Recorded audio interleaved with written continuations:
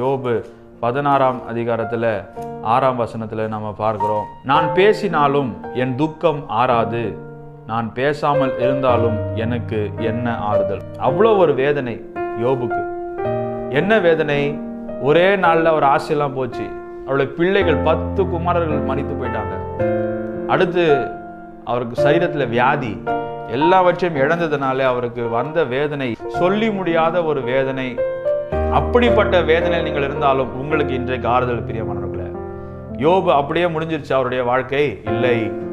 கர்த்தர் அவருடைய வாழ்க்கையை கட்டினார், மறுபடியும் எழுப்பினார். ரெட்டிப்பான ஆசீர்வாதங்களை தேவன் யோபுக்கு கொடுத்தார். அதே போல இன்றைக்கு அந்த மாதிரி ஒரு வேதனை இருக்கீங்களா?